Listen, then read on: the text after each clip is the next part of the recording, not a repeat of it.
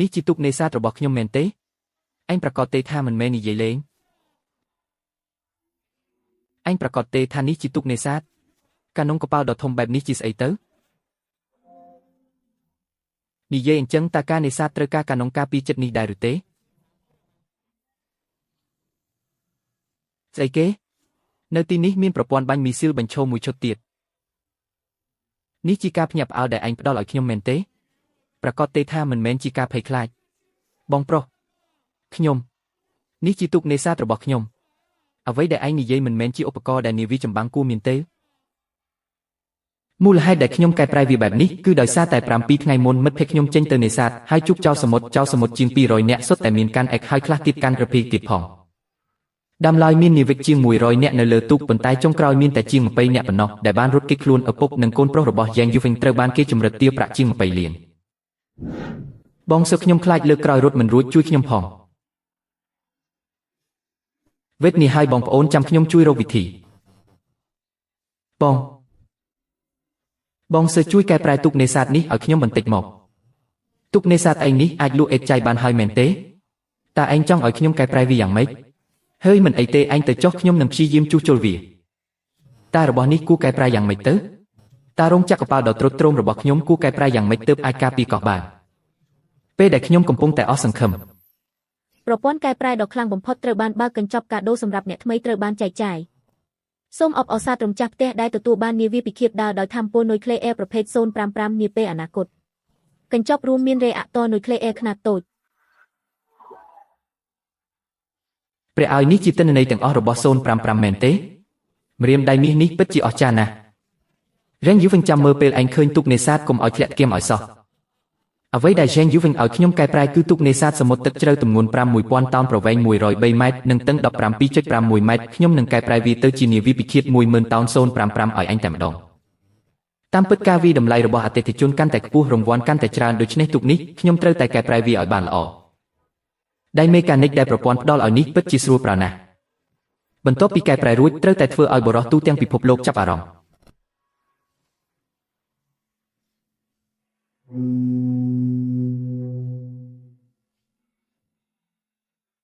ទុកត្រូវបានកែប្រែរួចរាល់ហើយឡៅយ៉េងប្រញាប់មកទីនេះមក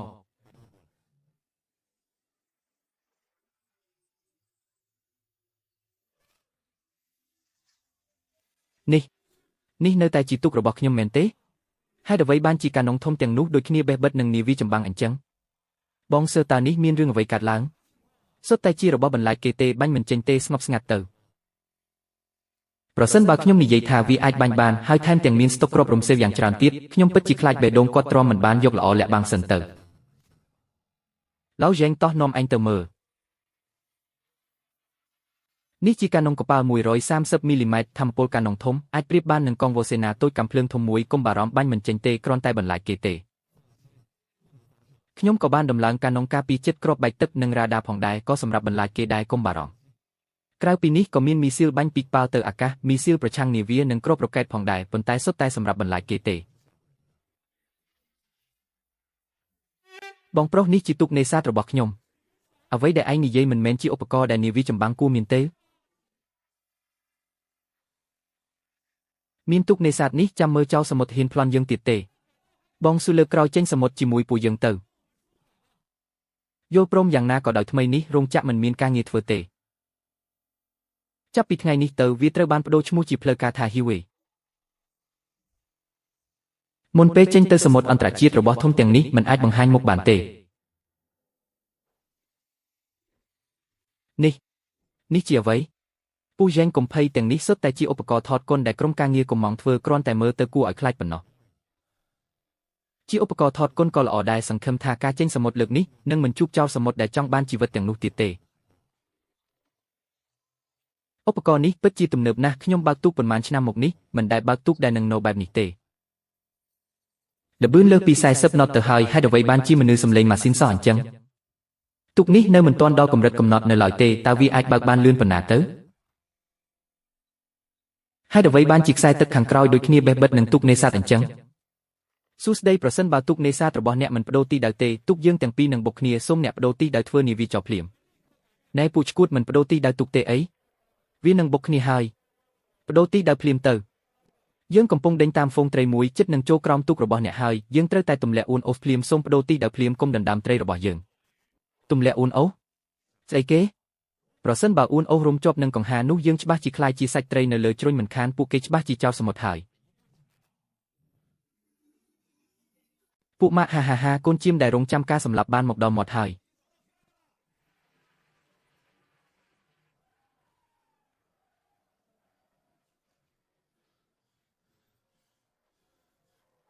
ជួបចៅសមុទ្រប្រញាប់ត្រឡប់ទៅវិញត្រឡប់ទៅវិញត្រឡប់ទៅវិញត្រឡប់ទៅវិញចៅសមុទ្រពិតជាចៅសមុទ្រមែនចាប់ហើយធ្វើចលនាតិចទៅអាចបន្លាចពួកគេឲ្យថយក្រោយបានទេ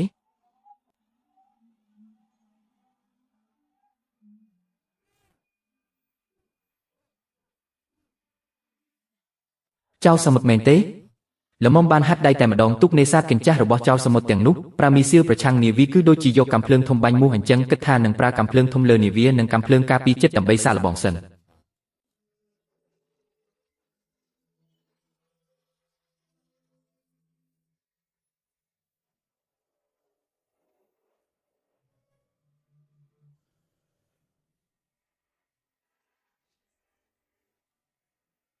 បាញ់គ្រាប់កាយតម្រូវ2គ្រាប់សិន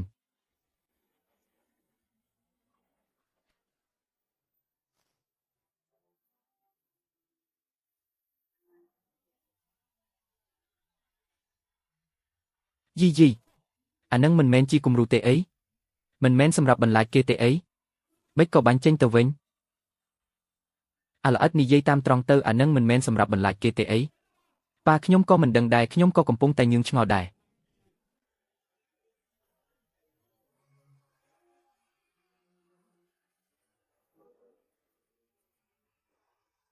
ពួកម៉ាក់ចង្រៃនេះជាកាំភ្លើងធំលើនាវានេះជាកាំភ្លើងធំលើនាវានេះជានាវាស្វែងរកនិងសង្គ្រោះប្រញាប់បង្វែរក្បាលទូក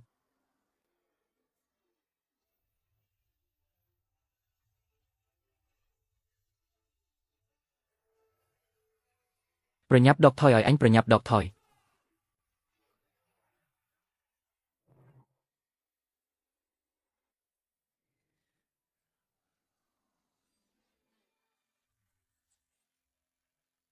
កាំភ្លើងធំលើនាវារបស់ពួកគេនោះគឺជារបស់ពិតមិននឹងអាចទៅរួចពួកអាមេរិកមិនមែនប្រាប់ថានេះគ្រាន់តែជានាវានេសាទសមុទ្រទឹកជ្រៅទេអីមិនក៏មានកាំភ្លើងធំលើនាវាចង្រៃយើងត្រូវពួកអាមេរិកបោកហើយ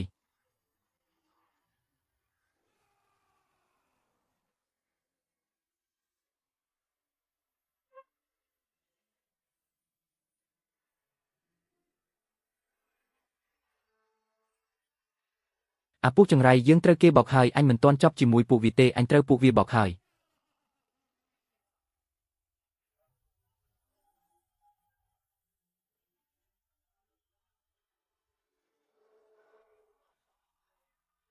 បងស៊ូខ្ញុំឲ្យបងកែច្នៃទូកនេសាទមិនមែនឲ្យបងកែច្នៃជានាវាចម្បាំងអាជីពទេ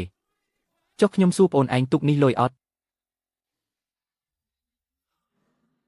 នេះជាទូកនេសាទរបស់ខ្ញុំមែនទេបងប្អូនទាំងអស់គ្នាចូលវាឲ្យចាស់ដៃរ៉ាដាបើកភ្លាមស្ថានភាពក្នុងរង្វង់120ម៉ាយល៍សមុទ្រខ្ញុំមើលឃើញយ៉ាងច្បាស់តាមពិតពួកឯងគឺជាអ្នកនៅពីក្រោយខ្នងល្មមឲ្យពួកឯងមើលពីសមត្ថភាពរបស់ទូកនេសាទនេះតែម្ដង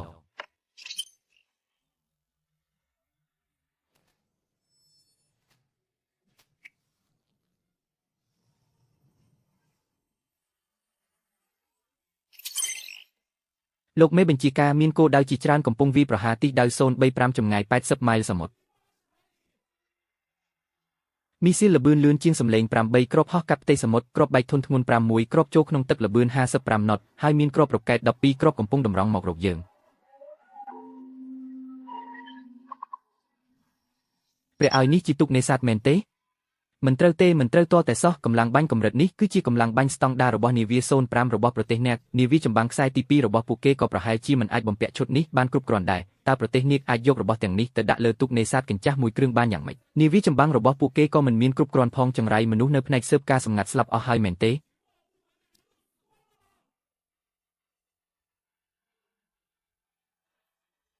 សំបីតែភីគីមខាងទៀតលាក់ប្រព័ន្ធបាញ់កាំភ្លើងធំលើនាវាក៏រកមិនឃើញនេះពិតជាមិនមែនជីទូកនេសាទទេច្បាស់ជាកប៉ាល់ចម្បាំងដែលខ្លាញ់បន្លំជីទូកនេសាទមិនមែនប្រើសម្រាប់ទប់ទល់នឹងចៅសមុទ្រទេពួកគេច្បាស់ជាមានចេតនាបើកកប៉ាល់នេះមកកាន់សមុទ្របើកចំហដោយលាក់បាំងគោលបំណងផ្សេងទោះបីជាអ្នកប្រទេសនាគមានល្បិចអ្វីក៏ដោយកប៉ាល់នេះត្រូវតែលេចនៅទីនេះថ្ងៃនេះដើម្បីឲ្យអ្នកប្រទេសនាគដ៏គួរឲ្យស្អប់ខ្ពើមបានឃើញពីភាពខ្លាំងរបស់កងទ័ពឥន្ទ្រីយើងនាវាទាំងអស់ត្រៀមប្រយុទ្ធកម្រិតទី1ប្រព័ន្ធការពារជិតស្និទ្ធ Phalanx Mark 15ចាប់ផ្ដើមដំណើរការពេញលេញស្ទាក់ចាប់គោលដៅដែលកំពុងវាយប្រហារទាំងអស់ឲ្យខ្ញុំគ្រាប់បែកនុយក្លេអ៊ែរ Mark 41បញ្ចូលគ្រាប់មីស៊ីលប្រឆាំងនាវាហោលភូនបំពង់បាញ់តាពីដូ Mark 32បញ្ចូលតាពីដូ Mark 54ចាក់សោគោលដៅដើម្បីវាយបកភ្លាម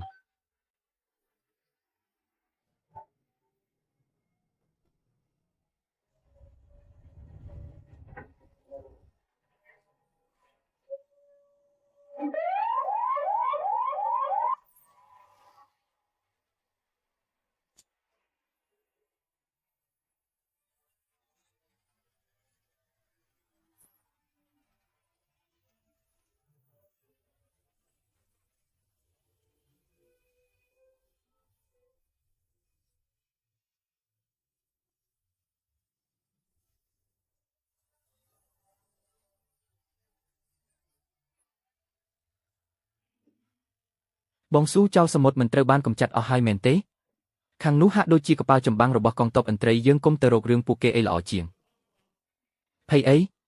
ទូកនេសាទដើមនេះត្រូវបានខ្ញុំកែច្នៃទៅជាឃ្លាំងអាវុធម៉ូដូលបរិមាណគ្រាប់រំសេវគ្រប់គ្រាន់សម្រាប់ទ្រទ្រង់ការប្រយុទ្ធតាមសមុទ្រខ្នាតមធ្យមប្រសិទ្ធភាពស្ទាក់ចាប់របស់កប៉ាល់ចម្បាំងកងទ័ពឥន្ទ្រីទោះជាខ្ពស់យ៉ាងណាក៏មិនអាចទប់ទល់នឹងការវាយប្រហារដោយមិនឈប់ឈរបានដែរពួកកងទ័ពឥន្ទ្រីចាស់ទាំងនេះពេញមួយថ្ងៃបង្កបញ្ហានៅតំបន់ឆ្នេររបស់យើងចៅសមុទ្រទាំងនេះក៏ជាកូនអុករបស់ពួកគេដែរយើងក៏ត្រូវបង្រៀនពួកគេខ្លះដែរជុំទី1អំបញ្ញមិញគ្រាន់តែជាការសាកល្បងតើវាអាចស្ទាក់ចាប់បាន1ជុំអាចស្ទាក់ចាប់បាន10ជុំ100ជុំទេបាញ់ប៉ាត់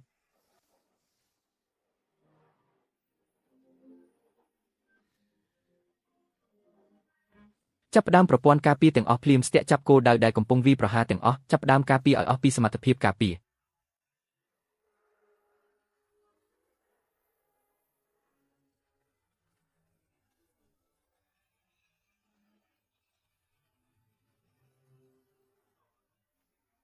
តោងឲ្យជាប់គេចចេញ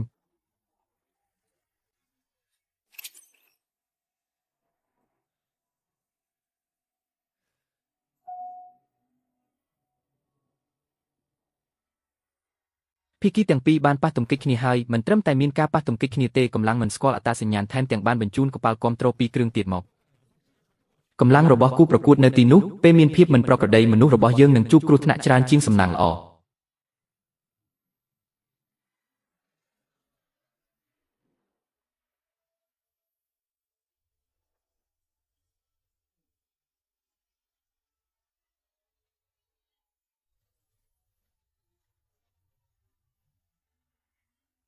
នេះជាទូកនេសាទមែនទេ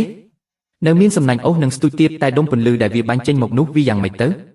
ទង្វើរបស់គូប្រកួតគឺជ្រុលហួសហេតុពេកហើយបន្តខ្ជះខ្ជាយបែបនេះក៏មិនមែនជាវិធីល្អដែរខ្ញុំជាប្រធានក្រុមឈ្មោះចន់ធ្វើបែបនេះមិនចាំបាច់ទេដើម្បីសុវត្ថិភាពយើងអាចរក្សាចម្ងាយនេះជាការស្នើសុំហើយក៏ជាការរំលឹកផងដែរបើមិនដូច្នេះទេអ្នកនឹងទទួលខុសត្រូវចំពោះទង្វើរបស់អ្នកពិតជាអញ្ចឹងមែនស៊ូតូចឯងមានគម្រោងធ្វើយ៉ាងម៉េចខ្ញុំអាចយល់ព្រមតាមសំណើរបស់អ្នកប៉ុន្តែអ្នកត្រូវបង់ប្រាក់ថ្លៃសន្តិភាពចំនួន$5 លានគ្រាប់រំសេវត្រូវចំណាយលុយប្រេងឥន្ធនៈត្រូវចំណាយលុយការសងជំងឺចិត្តគឺជារឿងចាំបាច់មិនអាចទេមិនអាចដាច់ខាតចឹងនិយាយរកខ្មោចអីបន្តទប់ទល់ទៅនេះពិតជាហួសពីការស្មានមែនប្រធានក្រុមគ្រាប់មីស៊ីលស្ទាក់ចាប់នៅសល់មិនដល់40ទេកប៉ាល់ចម្បាំងប្រទេសណាគុំដល់ហើយមាននាវាពិឃាតប្រទេសនាគមួយគ្រឿងទៀតមកដល់ហើយបន្តបែបនេះយើងច្បាស់ជាចាញ់មិនខានគួរតែដកថយហើយគ្រប់គ្រាន់ហើយបញ្ឈប់ការបាញ់ប្រព័ន្ធអាវុធទាំងអស់បដូរទៅជាស្ថានភាពការពារទូកនេសាទប្រទេសនាគស្ដាប់ឲ្យច្បាស់យើងបន្តវាយគ្នាក៏គ្មានន័យអ្វីដែរគ្រាន់តែបង្កើនការស្លាប់និងរបួសប៉ុណ្ណោះយើងសុកចិត្តដកចេញពីតំបន់សមុទ្រនេះឥឡូវនេះបដូរទីដោយភ្លាមអ្នកកាន់ចង្កូតបង្វិលចង្កូតទៅស្ដាំឲ្យអស់ទីដៅ118ដកថយដោយល្បឿនពេញទំហឹងពួកគេទៅបាត់ហើយពិតជាទៅបាត់មែនបងស៊ូពិតជាអស្ចារ្យណាស់ពួកគេពិតជាទៅបាត់មែនស្នាដៃអំបញ្ញមិញនេះមនុស្សធម្មតាពិតជាមិនអាចធ្វើបានទេបងស៊ូពិតជាអស្ចារ្យណាស់បងស៊ូបងមិនបាននិយាយថារបស់ទាំងនេះគ្រាន់តែសម្រាប់បន្លាចគេទេអីពេលបងបញ្ជាខ្ញុំភ័យចង់ស្លាប់ហើយស៊ូតូចអញហត់ហើយសំណាងហើយប៉ុន្តែឧបករណ៍ទាំងនេះតើអ្នករៀបចំវាដោយរបៀបណា ត្រូវហើយទាំងនេះដាំឡើយសម្រាប់បំភ័យមនុស្សទេប៉ុន្តែក្នុងស្ថានភាពអាសន្នមានតែធ្វើបែបនេះទេទីនេះកងទ័ពជើងទឹកឡុងកទីនេះកងទ័ពជើងទឹកឡុងកទូកនេសាទនៅខាងមុខសូមពន្លត់ម៉ាស៊ីនហើយទម្លាក់យុទ្ធការភ្លាមសហការត្រួតពិនិត្យសូមបញ្ជាក់ម្ដងទៀតសូមពន្លត់ម៉ាស៊ីនហើយទម្លាក់យុទ្ធការភ្លាមសហការត្រួតពិនិត្យប្រធានទូកយើងមានគេជួយហើយពួកយើងហាក់ដូចជាមានសុវត្ថិភាពហើយទូកនេះមកយឺតពេលហើយមែនទេរបស់នៅលើទូកយើងច្បាស់ជាត្រូវគេរកឃើញហើយប្រទេសឡុងកគ្រប់គ្រងអាវុធតឹងរឹងណាស់ពេលនេះមានអាវុធធំច្រើនបែបនេះខ្លាចតែត្រូវប្រហារជីវិតតែម្ដងចប់ហើយបើត្រូវគេចាប់បានគឺមានបញ្ហាហើយសៀវយ៉ាននៅលើទូកមានអូប៉ោមួយហេតុអ្វីអ្នកមិនទៅកន្លែងផ្សេងជាមួយសៀវហ្វឹងទៅពូចាងពូមិនធ្លាប់ឬពាក្យមួយឃ្លាទេសម្រាប់មនុស្សម្នាក់គឺជាឧក្រិដ្ឋជនប៉ុន្តែសម្រាប់មនុស្ស100នាក់1000នាក់គឺជាវីរបុរសហាក់ដូចជាសំហេតុផលដែរ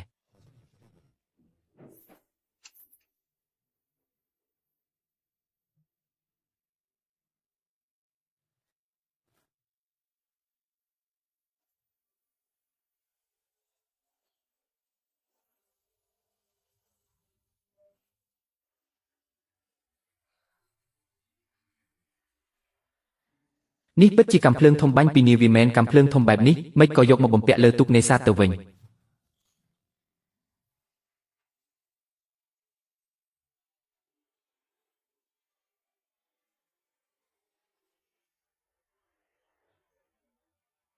ឯងមកទីនេះមួលនេះចេញ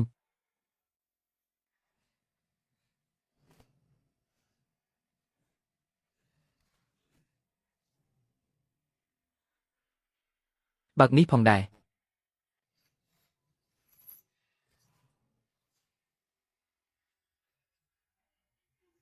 ពិតជាកន្លែងបាញ់មីស៊ីលមែននេះគ្រាន់តែជាទូកនេសាទមួយសោះតើបានអាវុធធំច្រើនយ៉ាងនេះមកពីណា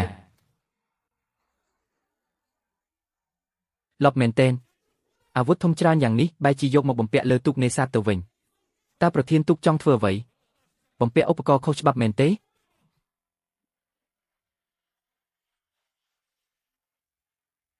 តើអ្នកណាជាប្រធានទូកសួស្ដីសមិទ្ធខ្ញុំជាប្រធានទូកចាងនិយាយមកមើលតើមានរឿងអ្វីកើតឡើងរឿងទាំងអស់គឺខ្ញុំជាអ្នកធ្វើម្នាក់ឯងមិនពាក់ព័ន្ធនឹងពួកគេទេឧបករណ៍ទាំងនេះគឺខ្ញុំទិញមកបំពាក់ខ្លួនឯងបើមានទោសអ្វីខ្ញុំទទួលប្រធានទូកចាងការលាក់បាំងការពិតមិនមែនជាគំនិតល្អទេរឿងនេះធម្មតាសង្ឃឹមថាមិនបាច់និយាយទេខ្ញុំជាអ្នកធ្វើដោយសារអាវុធធំទាំងនេះខ្ញុំជឿជាក់ថាប្រទេសជាតិមិនអាចប្រើវិធីដោះស្រាយអាក្រក់នោះទេយុវជនតើអ្នកឈ្មោះអ្វីស៊ូឈីងយ៉ានលោកស៊ូមែនទេខ្ញុំចង់ដឹងណាស់របស់នៅលើទូកទាំងនេះតើអ្នកបានវាមកពីណាគឺខ្ញុំបង្កើតវាដោយខ្លួនឯងលោកស៊ូខ្ញុំអនុញ្ញាតឲ្យអ្នករៀបចំភាសាឆ្លើយម្ដងទៀតឧបករណ៍ធុនធំទាំងនេះគ្រាន់តែដំណើរការផលិតមានរហូតដល់រាប់សិបរាប់រយប្រភេទហើយបើមិនប្រយ័ត្នតែបន្តិចមនុស្សស្លាប់រងចក្រលី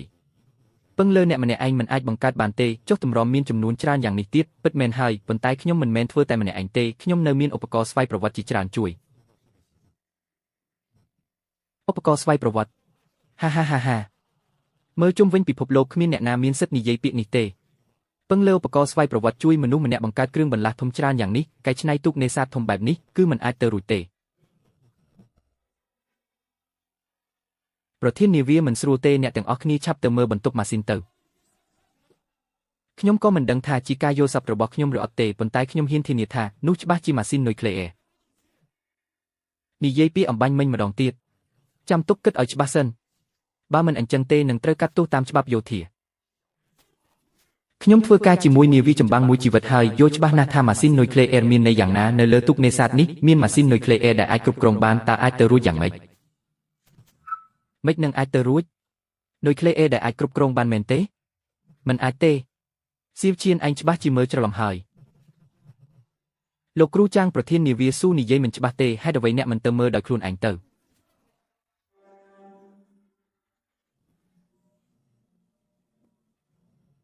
រកឃើញហើយគឺមួយនេះឯង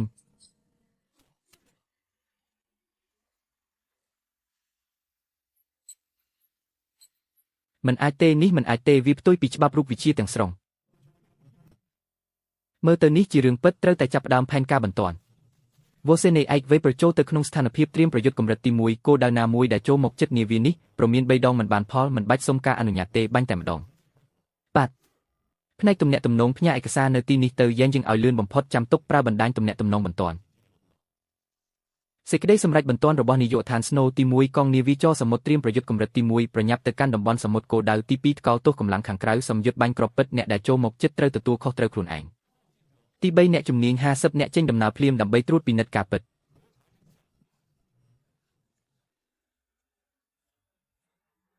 មានរឿងអីហ្នឹងបើកងនាវីចរសមុទ្រធំមកធ្វើសម្យុទ្ធបាញ់គ្រាប់ពិតតែម្ដងសំខាន់គឺមិនក៏ភ្លាមម្លេះ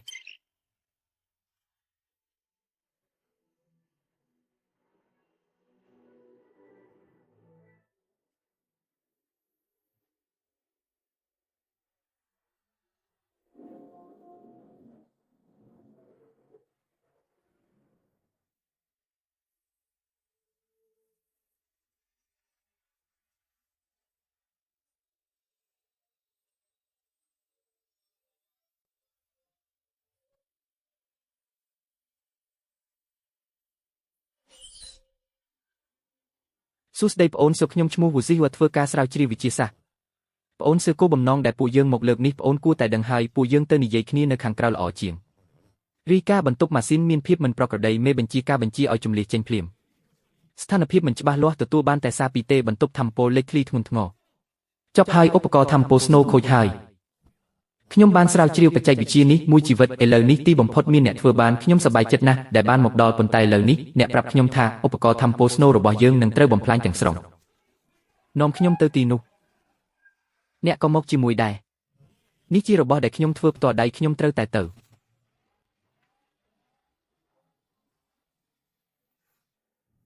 ពិតជាចង់ឃើញគោលការណ៍ការងាររបស់វាណាស់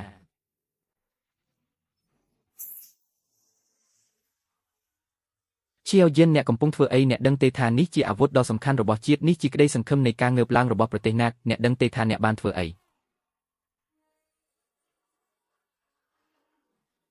សុំទោស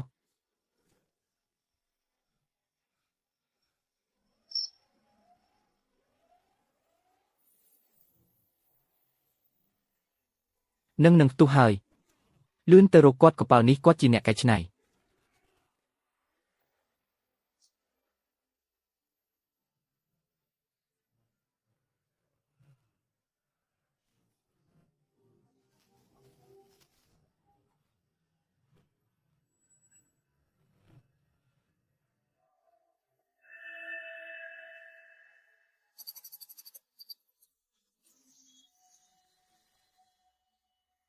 អ្នកទាំងអស់គ្នាស្ដាប់បញ្ជាមិនអនុញ្ញាតឲ្យចូលចិត្តលោកសូទេ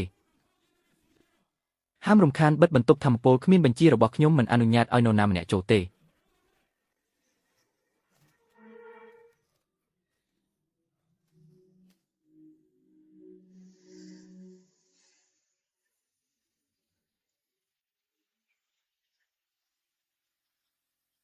អរគុណអ្នកខ្លាំងណាស់អ្នកបានជួយសង្គ្រោះអ្នកទាំងអស់គ្នាពិតជាអរគុណខ្លាំងណាស់តាមពិតគ្រាន់តែជាបញ្ហាតូចតាចប៉ុណ្ណោះមិនអីទេ10នាទីក្រោយមកម៉ាស៊ីនមានស្ថិរភាពទាំងស្រុងខ្ញុំបាននាំពួកគេពន្យល់ពីប្រព័ន្ធឧបករណ៍ទាំងមូល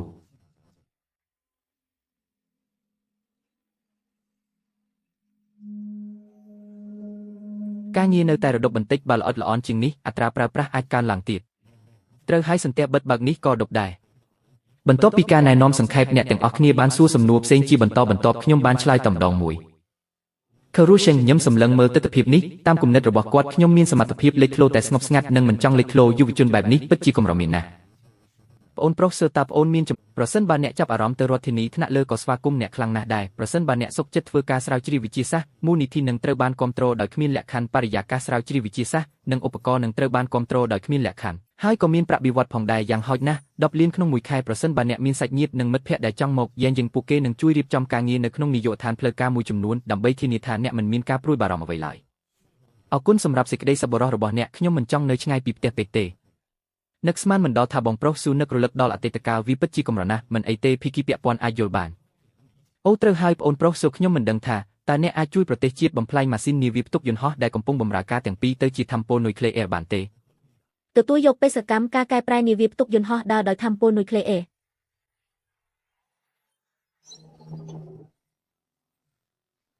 ព្រះឲ្យនេះគឺជានាវាផ្ទុកយន្តហោះអវកាសដែលអាចប្រៀបបាននឹងភ្នំដ៏ធំមួយវិធីសាស្ត្របើកបរគឺពិតជាឧបករណ៍ប្រឆាំងទំនាញផែនដីដែលដើរដោយថាមពលនុយក្លេអ៊ែរហើយទម្ងន់របស់វាបានឈានដល់កម្រិតដ៏គួរឲ្យភ័យខ្លាចរហូតដល់ទៅ1 លានតោនប្រសិនបើរឿងនេះត្រូវបានសាងសង់ខ្ញុំខ្លាចថាវាស្មើនឹងទីក្រុងខ្នាតមធ្យមក្រឡេកមើលប្រវែងដ៏គួរឲ្យភ័យខ្លាចនោះ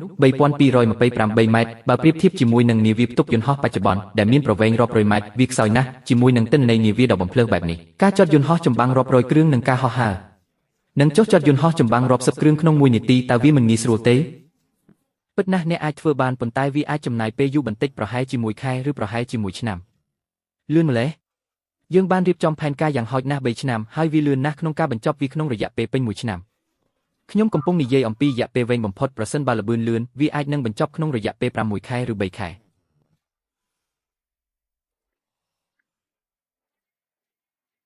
តើលក្ខខណ្ឌអ្វីខ្លះដែលត្រូវការគ្រាន់តែនិយាយវានេះអាចជាការទាមទារបន្តិចជាដំបូងកំពុងផែត្រូវតែផ្លាស់ប្ដូរកន្លែងជួសជុលលោកប៉ារបស់ខ្ញុំក៏ត្រូវផ្លាស់ប្ដូរដែរហើយសម្ភារៈបន្ថែមទៀតត្រូវតែរៀបចំដូចជាដែកពិសេសយ៉ាន់ស្ពណ៌អាលុយមីញ៉ូមនិងដែកផ្សេងទៀតគ្មានបញ្ហាទេប្រសិនបើអ្នកមិនមានការជំទាស់ទេចូលយើងបើកកប៉ាល់នេះទៅកាន់កន្លែងផលិតកប៉ាល់បូហេនៅភាគខាងជើងជាមុនសិន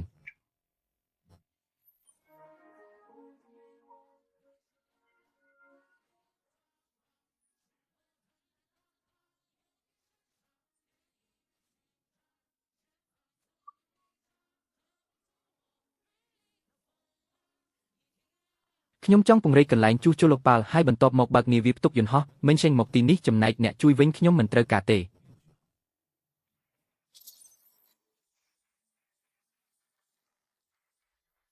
មនុស្សមួយក្រុមដែលគ្មានប្រយោជន៍មិនអាចសំបីតែដោះស្រាយទូកនេសាទដែលខូចប្រជាជនឡងយ៉ូបានចង្អុលកាំភ្លើងមកមុខយើងហើយតើអ្នកនៅតែនិយាយជាមួយខ្ញុំអំពីការវិតម្លៃហានិភ័យមែនទេបញ្ជាកងនាវាទី1នៃនាវាផ្ទុកយន្តហោះ Nimitz ឲ្យទៅល្បាតជុំវិញខេត្តឡងយ៉ូមិនភ្លាមខ្ញុំគ្រាន់តែចង់ឲ្យប្រជាជនឡងយ៉ូមើលឃើញថាអ្នកណាជាអ្នកទទួលខុសត្រូវលើ Blue Star នេះ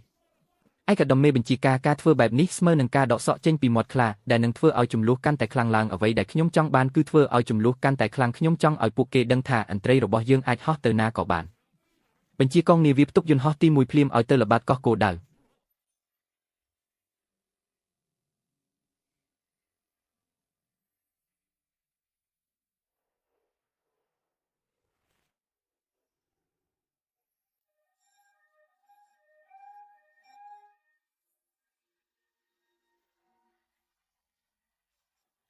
ក្រអឺតក្រទុំគ្មានច្បាប់ទម្លាប់សោះនេះជាការបង្កហេតុប្រឆាំងនឹងយើងវាថែមទាំងជន់ឈ្លីសេចក្តីថ្លៃថ្នូររបស់យើងទៀតផង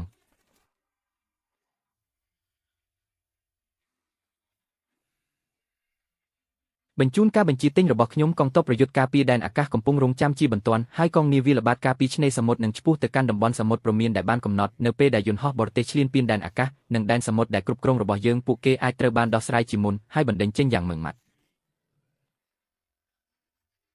កងពលតូចឥន្ទ្រីហោះឡើងភ្លាមដើម្បីស្ទាក់ចាប់ត្រូវប្រាកដថាបណ្ដេញគោលដៅចេញពីដែនអាកាសដែលគ្រប់គ្រងរបស់យើង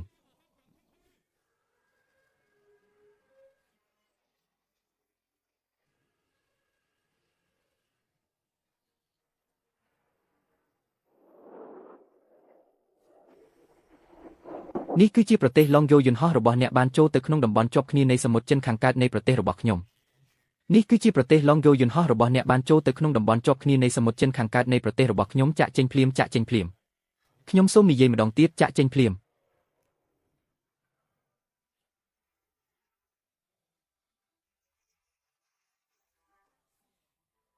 បញ្ចេញគ្រាប់បែកសញ្ញាព្រមានពណ៌ក្រហម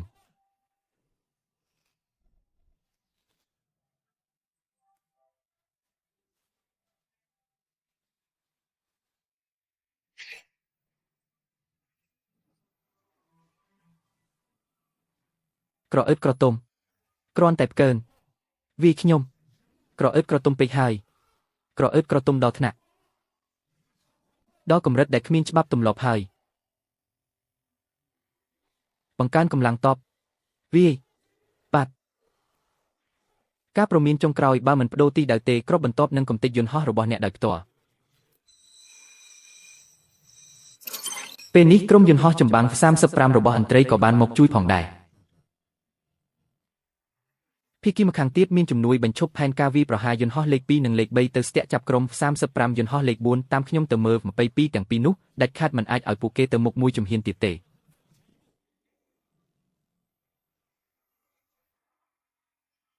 ខ្ញុំត្រូវតែកម្ចាត់ពួកកំហុសទាំងនេះ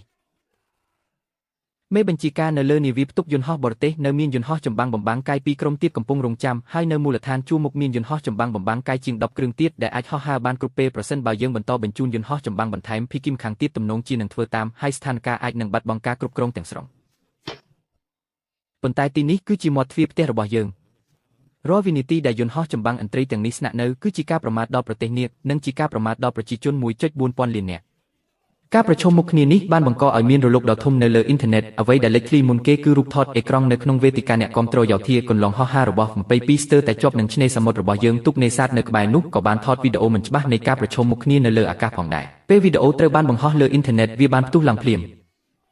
ក្នុងរយៈពេលកន្លះម៉ោងក្នុងចំណោមពាក្យស្វែងរកកម្ពុជាទាំង10នៅលើគេហទំព័រមាន8គឺជាពាក្យពាក់ព័ន្ធឥន្ទ្រីចូលដែនសមុទ្រយើងជា15មួយស្ទាក់ចាប់បន្ទាន់បញ្ហាអធិបតេយ្យឲ្យភាពមិនចុះចាញ់សំបីមួយជំហានចំនួនអ្នកអានបានកើនឡើងដល់រាប់ពាន់លានភ្លាមកំហឹងរបស់អ្នកលេងអ៊ីនធឺណិតបានផ្ទុះឡើងទាំងស្រុងជីពួកឥន្ទ្រីនេះឈួតមែនទេជីដល់យើងជួសអាចផើយ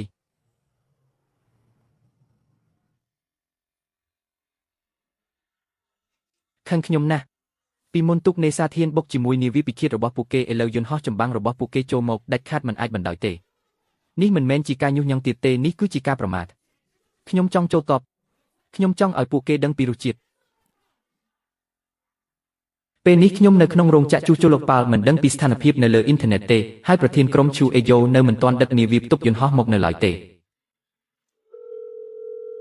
អាឡូស៊ូតូចថ្មីនេះអ្នកនៅតាមឆ្នេរសមុទ្រឥន្ទ្រីមកញុះញង់យើងខ្ញុំមិនទាន់មានវិធីរៀបចំដឹកនាវាផ្ទុកយន្តហោះទៅទេរឿងនេះអ្នកកុំទាន់ខ្វល់អីកំណត់ផែនការកែច្នៃនាវាផ្ទុកយន្តហោះសិនទៅប្រធានក្រុមខះហេតុអ្វីយើងមិនវីបកវិញហើយគ្មានទំនុកចិត្តថានឹងឈ្នះទេ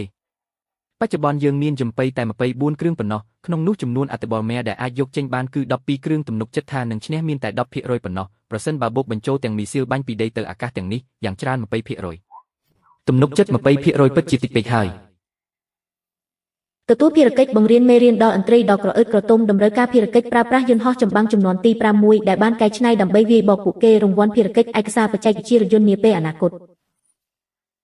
ប្រសិនបើយន្តហោះចម្បាំងរបស់យើងអាចដំឡើងមួយចំនួនទៀតតើមានទំនុកចិត្តថានឹងឈ្នះទេខ្ញុំនិយាយថាប្រសិនបើខ្ញុំកែច្នៃយន្តហោះចម្បាំងជា22គ្រឿងឲ្យទៅជាថាមពលនុយក្លេអ៊ែរវិញជាការពិតណាស់ទូយន្តហោះក៏នឹងត្រូវបានកែច្នៃដើម្បីសម្របទៅនឹងម៉ាស៊ីនថាមពលនុយក្លេអ៊ែរនេះផងដែរស្អីគេស៊ូតូចអ្នកចង់និយាយថាកែច្នៃម៉ាស៊ីនយន្តហោះឲ្យទៅជាថាមពលនុយក្លេអ៊ែរដែរបាទអត្ថបទដ៏រំភើបនេះបានរាយការណ៍ទៅថ្នាក់លើហើយបន្ទាប់មកផ្លាស់ប្ដូរការចុចចូលចិត្តសូមរាយការណ៍ស្ថានភាពនេះទៅចៅក្រមដើម្បីសម្រេចរឿងនេះធំពេកហើយខ្ញុំមិនអាចសម្រេចចិត្តបានទេស៊ូតូចរងចាំខ្ញុំ10នាទីហេតុអ្វីបានជានេះជាលេខសម្ងាត់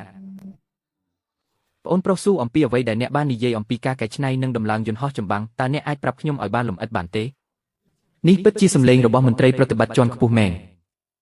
បាទគឺបែបនេះខ្ញុំសម្រេចចិត្តកែច្នៃម៉ាស៊ីនរបស់យន្តហោះចម្បាំងនេះទៅជាថាមពលនុយក្លេអ៊ែរក្រៅពីនេះសម្ភារៈទូយន្តហោះក៏នឹងត្រូវជំនួសដោយសម្ភារៈលោហៈចម្រុះដែលមានកម្លាំងខ្លាំងជាងមុនផងដែរ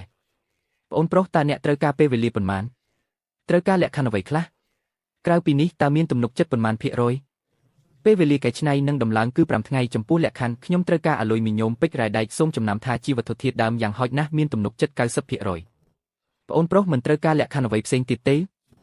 ទំនុកចិត្ត 90% ពិតជាខ្ពស់ពេកគាត់មិនសូវជឿទេគ្រាន់តែត្រូវការធានាថាក្នុងអំឡុងពេលកែច្នៃរបស់ខ្ញុំគ្មានអ្នកក្រៅមករំខានគឺបានហើយទី2ជនជាតិឥន្ទ្រីលើកនេះពិតជាហួសហេតុបន្តិចហើយខ្ញុំមិនសប្បាយចិត្តយូរហើយបើចង់វាយត្រូវតែវាយឲ្យឈឺបំផុតវាយរហូតដល់ពួកគេភ័យខ្លាចទើបពួកគេអាចបញ្ឈប់បានពាក្យសម្ដីរបស់ខ្ញុំនេះបានចាក់ដោតដល់បេះដូងរបស់បុរសចំណាស់អាចបានប៉ុន្តែខ្ញុំអាចឲ្យអ្នកតែជា21គ្រឿងប៉ុណ្ណោះអាចឲ្យ1គ្រឿងដើម្បីឲ្យខ្លួនឯងរៀបចំខ្ញុំពិតជាភ្ញាក់ផ្អើលណាស់1គ្រឿងក៏គ្រប់គ្រាន់ដែរជឿខ្ញុំចុះ5ថ្ងៃក្រោយខ្ញុំនឹងផ្ដល់ការភ្ញាក់ផ្អើលដ៏ធំមួយដល់ពួកឥន្ទ្រីក្បាលស្ដក្រអឺតក្រទុំនោះមិននឹកស្មានថារឿងនេះលោកមន្ត្រីប្រតិបត្តិយកចិត្តទុកដាក់ខ្លាំងបែបនេះសោះខ្ញុំពិតជានឹងមិនធ្វើឲ្យខុសបំណងឡើយនិងបង្កើតដាវដ៏មុតស្រួចមួយសម្រាប់ប្រទេសនេះល្បឿនរបស់ផ្លូវការក៏លឿនមែននេះមិនដល់3ម៉ោងផងក៏បញ្ជូនរបស់មកដល់ហើយ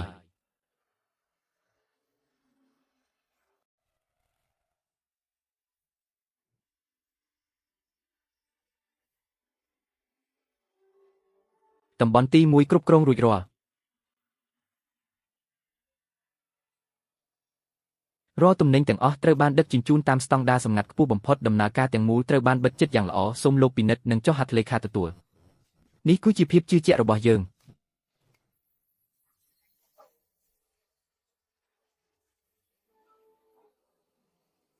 10 ឆ្នាំសំលៀងដាវថ្ងៃនេះសាកល្បងមកស្រួយកង្ហារោងចក្រដើមសំបីតែការវេចខ្ចប់ក៏យកចិត្តទុកដាក់យ៉ាងនេះដែរនេះទើបជាភាពស្រស់ស្អាតនៃឧស្សាហកម្មកន្លែងផលិតកប៉ាល់អនុវត្តការគ្រប់គ្រងបិទជិតហាមឃាត់បុគ្គលិកមិនពាក់ព័ន្ធចូលជិតក្នុងចម្ងាយ3ម៉ែត្រត្រូវតែអនុវត្តយ៉ាងតឹងរ៉ឹងយល់ហើយអនុវត្តយ៉ាងម៉ឺងម៉ាត់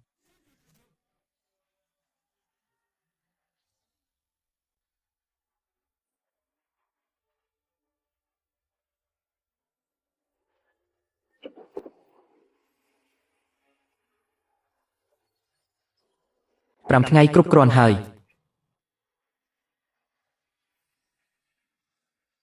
បេះដូងមួយនេះនឹងសរសេរអ្វីទាំងអស់ឡើងវិញថ្ងៃទី1ការរចនាម៉ាស៊ីនអាកាសចរថាមពលនុយក្លេអ៊ែរបានបញ្ចប់ថ្ងៃទី2ការរចនាទូសំខាន់បានបញ្ចប់ថ្ងៃទី3ការកែច្នៃម៉ាស៊ីនបានបញ្ចប់ថ្ងៃទី4ថ្ងៃទី5ការដំឡើងបានបញ្ចប់បញ្ឆេះទិន្នន័យដំណើរការជាក់លាក់មានដូចខាងក្រោមសមាជិកម្នាក់ទម្ងន់ទេរបស់យន្តហោះទាំងមូល31តោនទម្ងន់ប្រយុទ្ធតាមអាកាស58តោនទម្ងន់ហោះហើរអត្ថបរមា75តោនប្រវែងយន្តហោះ 24.3 ម៉ែត្រប្រវែងស្លាប 4.525 2ម៉ែត្រកម្ពស់យន្តហោះ 5.512 ម៉ែត្រល្បឿនហោះហើរអត្ថបរមា5022គីឡូម៉ែត្រក្នុង1ម៉ោងចម្ងាយហោះហើរអត្ថបរមា2160ម៉ោងប្រើប្រាស់ម៉ាស៊ីនអាកាសចរថាមពលនុយក្លេអ៊ែរដែលអាចគ្រប់គ្រងបានចំនួនទី1ប្អូនប្រុសសើតើដំណើរការកែច្នៃរលូនទេបើពេលវេលាតឹងតែងយើងអាចសម្របសម្រួលបន្ថែមទៀតមេបញ្ជាការពេលវេលា5ថ្ងៃបានមកដល់ហើយការកែច្នៃយន្តហោះចម្បាំងបានបញ្ចប់អាចហោះហើរសាកល្បងបានគ្រប់ពេល5ថ្ងៃអ្នកប្រើពេលតែ5ថ្ងៃទេមិនក៏អាចទៅរួចនេះមិនក៏អាចទៅរួចនេះមិនមែនជាល្បឿនដែលមនុស្សអាចធ្វើបានទេនិយាយលេងទេដឹងត្រូវហើយអ្វីរួចរាល់ហើយលោកកុំបារម្ភការហោះហើរសាកល្បងលើកនេះច្បាស់ជានឹងផ្ដល់ឲ្យពួកឥន្ទ្រីក្បាលស្ដកក្រអឺតក្រទុំទាំងនោះនឹងលោកនៅការភ្ញាក់ផ្អើលដ៏ធំមួយល្អខ្ញុំនឹងរៀបចំបុគ្គលិកភ្លាមដើម្បីភ្ជាប់ទំនាក់ទំនងសម្រាប់បញ្ហាការហោះហើរសាកល្បងប្អូនប្រុសចូលខ្ញុំរងចាំដំណឹងល្អរបស់អ្នក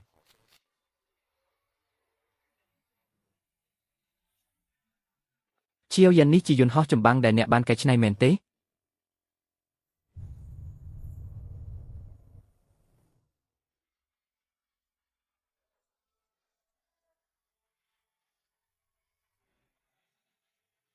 ប្រើប្រាស់ថាមពលនុយក្លេអ៊ែរដែលអាចគ្រប់គ្រងបានជាស្នូលបច្ចេកវិទ្យាការហោះហើរគឺ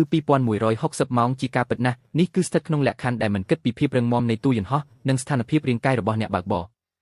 ដូចដែលយើងដឹងស្រាប់ហើយយន្តហោះចម្បាំងដែលហោះហើរយឺតពេកគឺជាគោលដៅរស់របស់គេប៉ុន្តែយន្តហោះចម្បាំងម៉ូដែលនេះមិនបាច់ទេព្រោះល្បឿនរបស់វាបានឡើងដល់5022គីឡូម៉ែត្រក្នុង1ម៉ោងនេះជាល្បឿនអត្ថបរមាប៉ុន្តែល្បឿនហោះហើរក៏មាន4331គីឡូម៉ែត្រក្នុង1ម៉ោងដែរពិតជាគ្រប់គ្រាន់ហើយបើមិនមែនដោយសារបញ្ហាពេលវេលាទេវាអាចនឹងកាន់តែល្អប្រសើរជាងនេះប្អូនប្រុសសេយន្តហោះចម្បាំងរបស់អ្នកនេះគឺគ្រប់គ្រាន់ដើម្បីកំទេចយន្តហោះចម្បាំងណាមួយនៅលើពិភពលោកសូម្បីតែមួយគ្រឿងកំទេច10គ្រឿងក៏នៅតែមានប្រៀបដែរ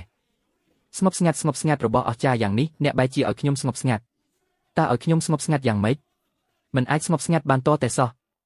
គិតត្រឡប់ទៅវិញតាំងពីបង្កើតប្រទេសមកប្រទេសណាតែងតែត្រូវបានគេរើសអើងដំបូងគឺសត្វទាំងពីរនោះនិងកម្លាំងភាគខាងលិចមួយក្រុមធំរឿងនៅភាគខាងជើងគ្រប់គ្នានឹងមិនភ្លេចទេក្រោយមកខ្លាឃ្មុំនោះបានដួលរលំប៉ុន្តែអន្ត្រីនោះនិងកម្លាំងទាំងនោះនៅតែមានជារឿយតែងតែបញ្ជូនយន្តហោះស៊ើបការមកស៊ើបអង្កេតយ៉ាងក្លឿននៅលើទឹកដីរបស់អ្នកសូម្បីតែបញ្ជូនយន្តហោះចម្បាំងកងនាវាផ្ទុកយន្តហោះមកល្បាតជាពិសេសប៉ុន្មានថ្ងៃថ្មីនេះដើម្បីស្រោចស្រង់មុខមាត់ពួកគេហ៊ានបញ្ចេញសកម្មភាពយ៉ាងចង់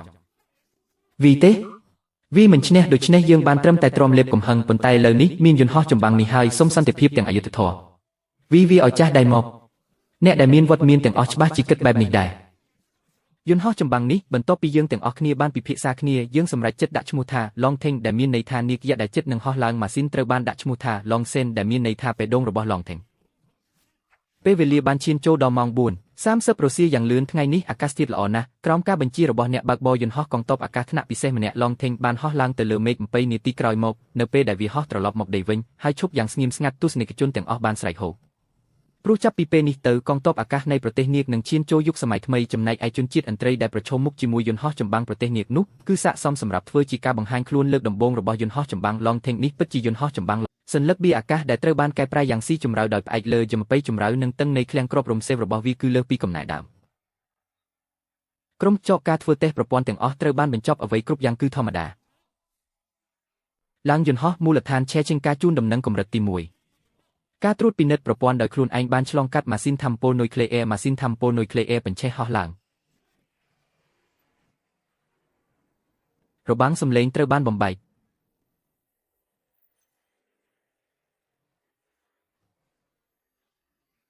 ឃើញទេ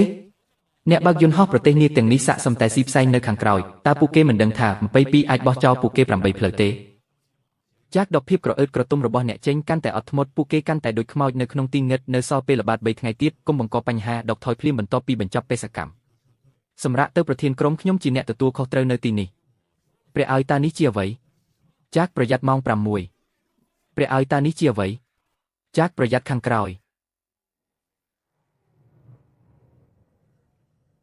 មិនល្អទេត្រូវបានចាក់សោកិច្ច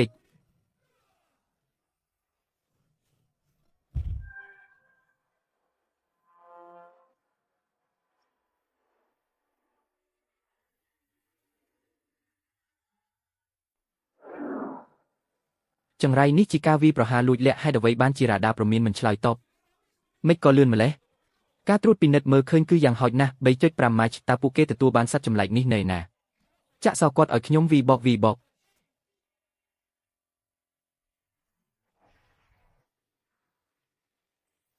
ចង់ចាប់ខ្ញុំជាមួយរបស់ទាំងនេះទេ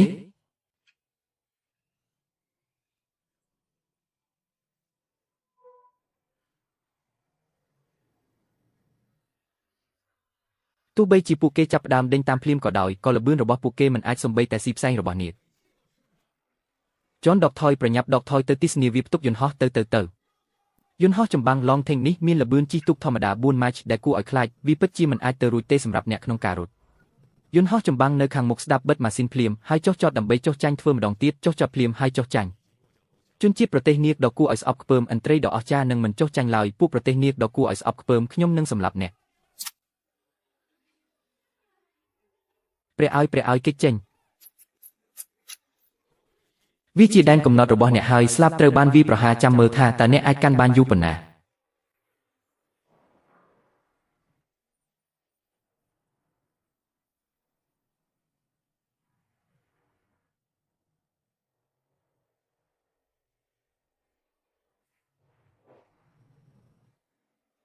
ក្នុងរយៈពេលមិនដល់2នាទីផង22គ្រឿងត្រូវបានបាញ់ទម្លាក់នេះពិតជាអាវុធដ៏សំខាន់របស់ប្រទេសគិតច្រើនពេកទីបំផុតរងចាំដល់ថ្ងៃនេះប្រទេសនាគពិតជាអស្ចារ្យណាស់ក្នុងមួយជីវិតរបស់ខ្ញុំពិតជាអាចឃើញយន្តហោះចម្បាំងរបស់យើងបាញ់ទម្លាក់យន្តហោះរបស់ឥន្ទ្រីដោយផ្ទាល់ភ្នែកវាពិតជាមានមោទនភាពណាស់ Falcon លេខ1បញ្ជាឲ្យអ្នកដេញតាមយន្តហោះសត្រូវដែលកំពុងរត់គេចខ្លួនភ្លាមប្រសិនបើអ្នករកឃើញការបង្កើតនាវាផ្ទុកយន្តហោះរបស់សត្រូវអ្នកអាចអនុវត្តការវាយប្រហារសកម្មរារាំងហើយដកថយភ្លាមបន្ទាប់ពីបញ្ចប់បេសកកម្មចង្រៃល្បឿនរបស់ខ្ញុំគឺ 2.5 ម៉ាចហើយខ្ញុំមិនអាចកម្ចាត់គាត់បានទេជនជាតិប្រទេសនាគដ៏គួរឲ្យស្អប់ខ្ពើមសម្រាប់ខ្ញុំប្រសិនបើអ្នកមានសមត្ថភាពអ្នកកំសាកដែលដឹងតែពីរបៀបលាក់ខ្លួននៅខាងក្រោយហើយបាញ់មានសមត្ថភាពប្រកួត1ទល់នឹង1តើការគោរពខ្លួនឯងដ៏មានមោទនភាពរបស់អ្នកទៅណាខ្ញុំនៅតែនឹកអាកប្បកិរិយារបស់អ្នកពីមុនសូមស្ដារវាឡើងវិញខ្ញុំនឹងដើរតាមអ្នកបែបនេះអ្នកចង់រត់ប៉ុន្តែអ្នកមិនអាចរត់បានទេនាវាចម្បាំងទាំងអស់បាញ់បង្ហោះមីស៊ីលប្រឆាំងយន្តហោះ Standard 5មួយភ្លាមហើយបាញ់ទម្លាក់យន្តហោះចម្បាំងប្រទេសនាគនោះមកខ្ញុំបាញ់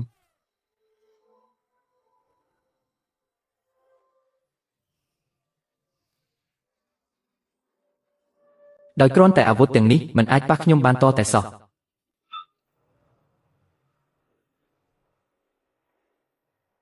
មកគ្រាប់បែករំខានបាញ់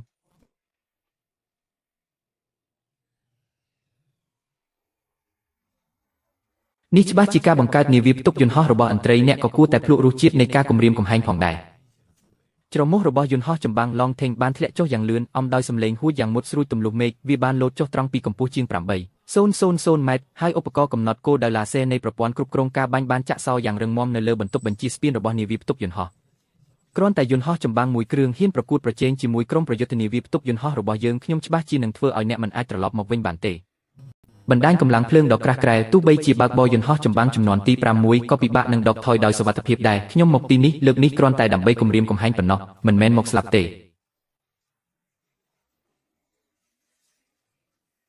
ខ្មោចឡងមែនទេអ្នកបើកបរយន្តហោះប្រទេសនាគនេះឈួតហើយមែនទេនោះគឺជាយន្តហោះចម្បាំងមិនមែនយន្តហោះទម្លាក់គ្រាប់បែកទេគឺពេលនេះហើយ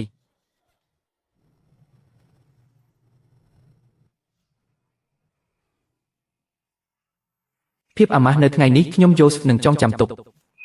យូសនេះគឺជាបញ្ជាដកថយភ្លាមកងនាវាទាំងអស់ដកថយត្រឡប់ទៅកំពង់ផែយូខូសកាវិញ20នាទីក្រោយមកនៅពេលដែលគាត់ហោះត្រឡប់មកដីវិញហើយឈប់យ៉ាងស្ងៀមស្ងាត់មនុស្សគ្រប់គ្នាបានស្រែកហូព្រោះចាប់ពីពេលនេះទៅកងទ័ពអាកាសរបស់ប្រទេសនាគនឹងឈានចូលយុគសម័យថ្មីស្ថានភាពសង្គ្រាមនៅសមុទ្រចិនខាងកើតនេះពិតជាសប្បាយចិត្តណាស់យន្តហោះចម្បាំងនាគហោះពិតជាមិនគួរឲ្យជឿសោះហាជាវយ៉ានឯងពិតជាកំណប់ទ្រព្យរបស់ប្រទេសណាគយើងមែនសូម្បីតែមេបញ្ជាការកម្ពុជាក៏បាននិយាយផ្ទាល់មាត់ដែរថាយន្តហោះចម្បាំងនេះគឺជាអាវុធដ៏សំខាន់របស់ជាតិចាប់ពីពេលនេះទៅតើអ្នកត្រូវការអ្វីយើងនឹងផ្ដល់ការគាំទ្រយ៉ាងពេញទំហឹងដល់អ្នកប្រសិនបើអ្នកមានសំណូមពរអ្វីសូមប្រាប់មកយើងនឹងមិនបដិសេធឡើយមិនមានអ្វីផ្សេងទេគឺខ្ញុំមានមិត្តម្នាក់នៅស្រុកកំណើតសមុទ្រចិនខាងកើតឈ្មោះឆេនយេងយេឪពុករបស់នាងបានជួបគ្រោះថ្នាក់ចរាចរណ៍កាលពីពេលថ្មីនេះការព្យាបាលបន្តនិងការដោះស្រាយគ្រោះថ្នាក់ចង់រំខានអ្នកជួយបន្តិចអូខ្ញុំយល់ហើយអ្នកកុំបារម្ភអីរឿងនេះខ្ញុំច្បាស់ជានឹងដោះស្រាយឲ្យអ្នកយ៉ាងច្បាស់លាស់ធានាថាមិនមានកំហុសអ្វីឡើយសូមអបអរសាទរម្ចាស់ផ្ទះដែលបានបញ្ចប់បេសកកម្មកែច្នៃយន្តហោះចម្បាំងការវាយតម្លៃបេសកម្មគឺល្អឥតខ្ចោះបានរកឃើញការវាយតម្លៃផ្កាយប្រាំពេញពីអតិថិជនរង្វាន់បេសកម្មកើនឡើងទ្វេដងសូមអបអរសាទរម្ចាស់ផ្ទះដែលទទួលបានឯកសារបច្ចេកទេសស៊េរីរថយន្តនាពេលអនាគតទាំងអស់ត្រូវបានធ្វើសម្ការកម្មទៅកាន់លំហប្រព័ន្ធបានធ្វើឲ្យសកម្មបេសកម្មប្រព័ន្ធថ្មីដោយជោគជ័យកែច្នៃយានយន្តស៊ីវិលនិងទទួលបានការវាយតម្លៃផ្កាយប្រាំពីអតិថិជនរង្វាន់បេសកម្មគឺបច្ចេកវិទ្យាផលិតគ្រឿងសឹកគ្រោងឆ្អឹងខាងក្រៅសម្រាប់ទាហានម្នាក់ពេញលេញលំហូរទិន្នន័យពណ៌មាសដូចជាទឹកជំនន់ដូចជាទន្លេផ្កាយដែលកំពុងហូរយ៉ាងលឿនហូរចូលទៅក្នុងខួរក្បាលរបស់ខ្ញុំតាមរយៈបណ្ដាញសរសៃប្រសាទរបស់ខ្ញុំយ៉ាងឆ្កួតលីលារង្វាន់របស់ប្រព័ន្ធលើកនេះនៅតែមិនធម្មតាលើសពីការយល់ដឹងនេះពិតជាប្លង់រចនាសម្ព័ន្ធទាំងមូលនៃរថយន្តអណ្តែតទឹកដ៏ពេញលេញមួយនៅក្នុងរបៀបដីវាអាចបើកបរលើផ្លូវបានស្របច្បាប់ដោយរថយន្តគ្រួសារធម្មតាដែរបាទរថយន្តបានលាក់បន្ទប់ម៉ាស៊ីនរុញច្រានវេចតចំនួន4នៅពេលដែលដោះសោហើយបើកវាអាចហោះឡើងលើមេឃដោយផ្ទាល់ដូចជាយន្តហោះទូរយន្តទាំងមូលស៊ុំរថយន្តនិងកញ្ចក់សុទ្ធតែប្រើប្រាស់សម្ភារៈស្មីសធាតុណាណូកាបូនកម្រិតអនាគតសរសៃណាណូដែលមានអង្កត់ចិត្តប៉ុនសរសៃសក់អាចទ្រទម្ងន់បានដល់ទៅ5តោនអាចលើករថយន្តដឹកទំនិញធុនធ្ងន់ដែលផ្ទុកពេញបានយ៉ាងរឹងមាំកម្លាំងទប់ទល់នឹងការប៉ះទង្គិចនៃរថយន្តទាំងមូលនេះសូម្បីតែការបាញ់ប្រហារចំពីមុខដោយគ្រាប់កាំភ្លើងទម្លុះពីដែកនៃរថក្រោះប្រយុទ្ធចម្បងដែលកំពុងបម្រើការក៏មិនអាចទម្លុះបានដែរសូម្បីតែរថក្រោះបុកចំពីមុខក៏ដោយក៏អ្នកនៅក្នុងរថយន្តមិនមានរបួសអ្វីដែរចុងក្រោយគឺប្រព័ន្ធថាមពលបេះដូងនៃរថយន្តនេះប្រសិទ្ធភាពកម្ដៅទ្រឹស្ដីនៃម៉ាស៊ីនកូនកាត់នេះឈានដល់82ដ៏គួរឲ្យភ្ញាក់ផ្អើលដែលខ្ពស់ជាងប្រសិទ្ធភាពកម្ដៅនៃម៉ាស៊ីនចំហេះខាងក្នុងកម្ពុជាបច្ចុប្បន្នដល់ទៅជាង1ដងហើយចម្ងាយធ្វើដំណើររបស់វាគឺការឡើងទ្វេដងដោយផ្ទាល់ការប្រើប្រាស់ប្រេងគឺសន្សំសំចៃជាងរថយន្តទិញម្ហូបដល់ទៅពាក់កណ្ដាល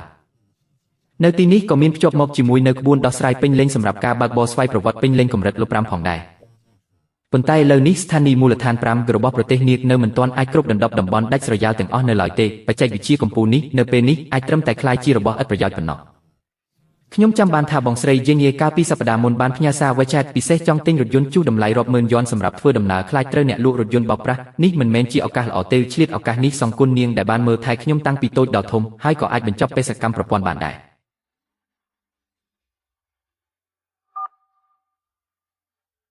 រមេបញ្ជាការខេជួយខ្ញុំប្រើប្រាស់បណ្ដាញពិសេសដើម្បីអនុម័តសម្ភារៈមួយចំនួនបន្ទះស្មីសធាតុណាណូពិសេសម៉ាស៊ីនរុញច្រានវេចតអាកាសចរខ្នាតតូចចំនួន4គ្រឿងបន្លាស់បញ្ជូនកណ្ដាលដែលមានភាពជាក់លាក់ខ្ពស់និងម៉ាស៊ីនកាត់ផ្លាស្មាថ្នាក់ឧស្សាហកម្មបញ្ជីខ្ញុំនឹងផ្ញើឲ្យអ្នកនៅពេលក្រោយប្រញាប់ប្រ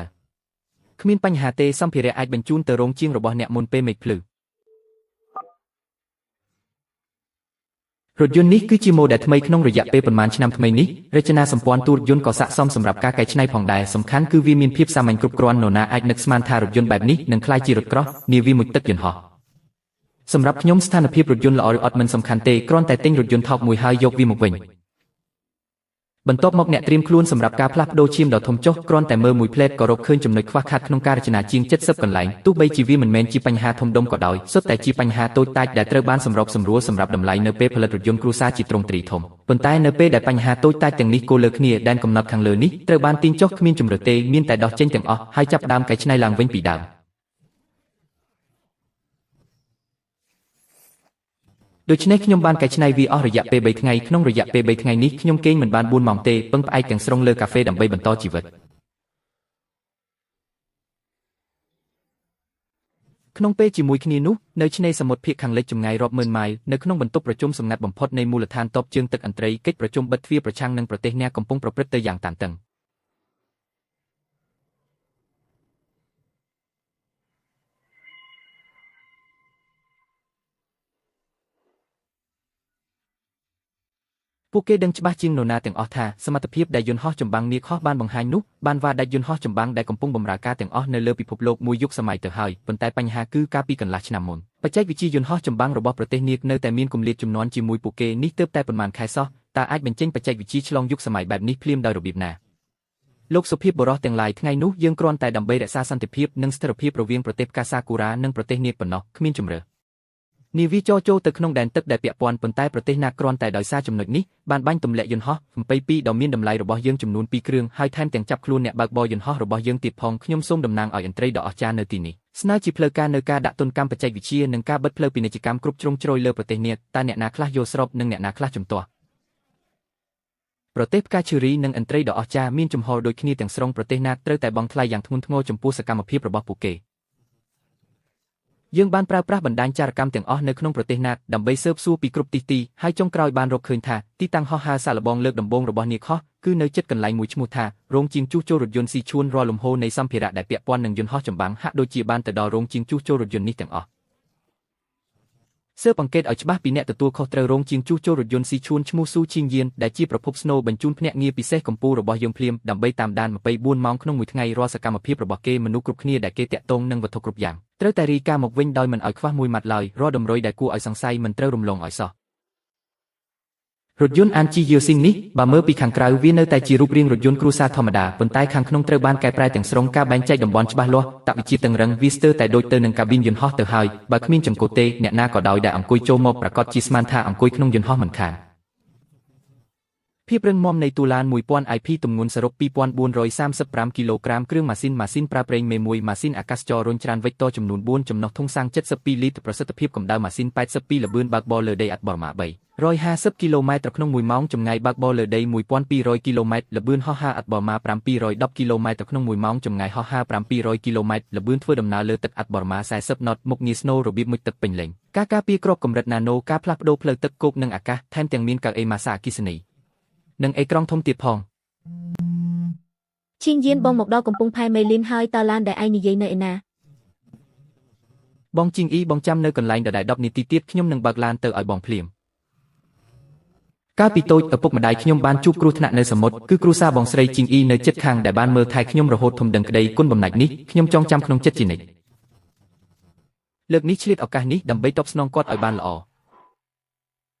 សួស្ដីបងជីងអ៊ីមិនបានជួបគ្នាដូរហើយនេះគឺជាឡានដែលខ្ញុំរកឲ្យបងបានកែប្រែបន្តិចបន្តួចបងយកទៅប្រហាត់ដៃសិនទៅបើកបណ្ដោះអាសន្នទៅចុះប៉ោឡានម៉ាអានជីនេះបងធ្លាប់ព្រមមិត្តភក្តិនិយាយថាគុណភាពល្អណាស់ហើយពណ៌នេះក៏ស្អាតខ្លាំងដែរបងចូលចិត្តណាស់មែនហើយឈីងយានតើឡាននេះតម្លៃប៉ុន្មានឯងប្រាប់បងតាមត្រង់មកកុំឲ្យបងជំពាក់លុយឯងអី20000បានហើយតាមពិតតម្លៃនៃការកែប្រែឡាននេះមិនមែនត្រឹមតែ2លាននោះទេប៉ុន្តែទឹកចិត្តដែលគាត់ធ្លាប់មើលថែខ្ញុំពីមុនមិនអាចវាស់វែងនឹងលុយបានឡើយបានហើយសំរុំណាស់ល្ងាចនេះបងនឹងផ្ទេរលុយឲ្យឯងចាំ2 3ថ្ងៃទៀតយើងទៅកាត់ឈ្មោះបាទចង្រៃអើយមិនមែនថាមិត្តប្រុសរបស់មិត្តភក្តិគាត់ជាថៅកែរោងជាងធំទេអីចុងក្រោយឲ្យឡានជួសផលិតក្នុងស្រុកមួយគ្រឿងទៅមិត្តភក្តិសោះទោះបីជាមើលទៅខាងក្រៅថ្មីក៏ដោយនិយាយឲ្យចំទៅគឺគ្រាន់តែជាឡានអានជីយូស៊ីងតម្លៃប៉ុន្មានម៉ឺនរៀលប៉ុណ្ណោះកំណាញ់ពេកហើយចង់សាច់ស្លាប់ហើយធ្វើជាថៅកែរោងជាងបែរជាលក់ឡានឲ្យគេតម្លៃ20000ប្រុសថោកទៀតមែនខ្ញុំស្មានតែជាអ្នកមានធំដុំអីជីងអ៊ីនិងគេមិនទាន់ត្រូវគ្នាផងគេជួយរកឡានឲ្យគឺមានទឹកចិត្តណាស់ទៅហើយឡាននេះទោះបីជាមិនអាចប្រៀបនឹងបេបេបានមែនប៉ុន្តែវាជាឡានជួសដែលគេទិញដោយលុយសុទ្ធប្រសើរជាងពួកប្រុសដែលចេះតែសន្យាចោលច្រើនណាស់ជីងយានរវល់ពេញមួយព្រឹកហើយមែនទេទៅញ៉ាំស៊ុបជាមួយគ្នាទេបងប៉ាវមិនអីទេបងជីងអ៊ីប៉ុន្មានថ្ងៃនេះខ្ញុំដាច់យប់អស់កម្លាំងខ្លាំងណាស់ត្រូវប្រញាប់ទៅគេងបន្តិចបានបើកបរនិងឯកសារផ្សេងនៅក្នុងថតក្បែរកៅអីអ្នកបើកបរចាំពេលក្រោយខ្ញុំប៉ាវបងវិញខ្ញុំទៅមុនហើយព្រះអើយពូតុងច្រើនម្លេះយ៉ាងហោចណាស់ក៏40 50ដែរមានពណ៌ច្រើនទៀតអេមិនត្រឹមត្រូវទេហេតុអ្វីបានជាមានរបៀបហោះហើរនៅទីនេះស្អីគេរបៀបហោះហើរដូចទូរស័ព្ទដែលគ្មានសេវាអីចឹងមែនទេឡាននេះចម្លែកពេកហើយមែនហើយកុំខ្វល់អីបងសាកបញ្ឆេះម៉ាស៊ីនមើលសិន អាយ៉ាសំឡេងម៉ាស៊ីននេះប្រកាសជាការកែប្រែកម្រិតកម្ពស់ហើយមិនមែនជាសំឡេងដែលឡានធម្មតាអាចធ្វើបានឡើយសំឡេងនេះមិនត្រឹមត្រូវទេប្រហែលជាចំណាយលុយច្រើនណាស់ដើម្បីកែប្រែការកែប្រែឡានដោយខ្លួនឯងគឺខុសច្បាប់មែនទេមិត្តប្រុសរបស់មិត្តភក្តិម្ចាស់ YouTube ម្នាក់នេះមិនគួរឲ្យទុកចិត្តសោះចាំបន្តិចហេតុអ្វីបានជាខ្ញុំមានអារម្មណ៍ថាមានអ្វីម្យ៉ាងមិនប្រក្រតីសំឡេងនេះមិនមានប៉ុន្មានលានទេមិនអាចកែបានទេមែនទេខ្ញុំគិតថាឡាននេះស្រួលបើកណាស់ទោះបីជាខ្ញុំមិនសូវបានបើកឡានក៏ដោយស៊ីសាំងតិចម្លេះ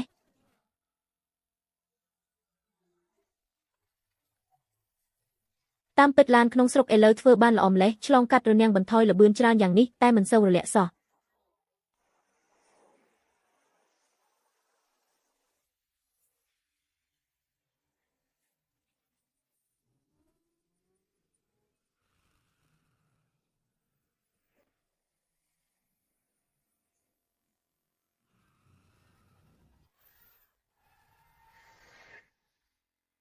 ពួកឯងបើកឡានមិនហ្នឹងបើគៀបបែបនេះវាគ្រោះថ្នាក់ណាស់ដឹងទេ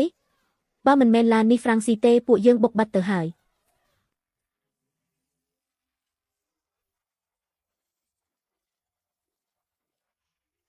បើចង់រស់ប្រញាប់ចុះពីឡានភ្លាម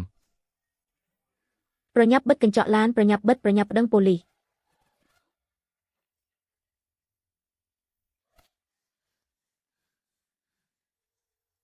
យីថ្ងៃរះចាំងពួកគេចង់ធ្វើអីហ្នឹងប្រញាប់ប្តឹងប៉ូលីសប្រញាប់ទេទៅ110អ្នកទាំងអស់គ្នាជួយប្តឹងប៉ូលីសឲ្យម្ចាស់ Channel ផងមានបងប្អូនណាដែលរស់នៅក្បែរឈូងសមុទ្រ Chenu ទេប្រញាប់ទៅជួយបន្តិចទៅប្អូនស្រីម្ចាស់ Channel កំពុងមានគ្រោះថ្នាក់ហើយតបវីលោកធ្វើសកម្មភាពភ្លាមមិនអាចឲ្យពួកគេបញ្ជូនដំណឹងចេញទៅបានទេ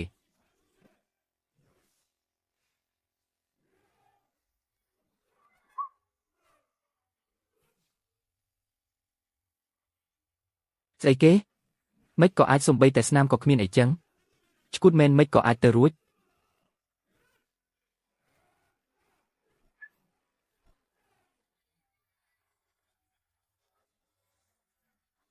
មិនក៏អាចទៅរួចនេះវាជាស្អីទៅ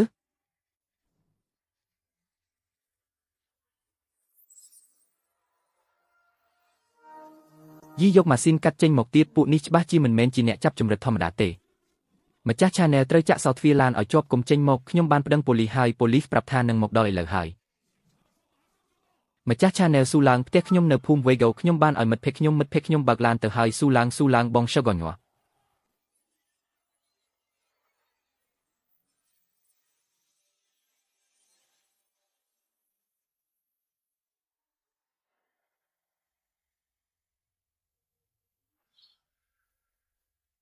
ាប៉ា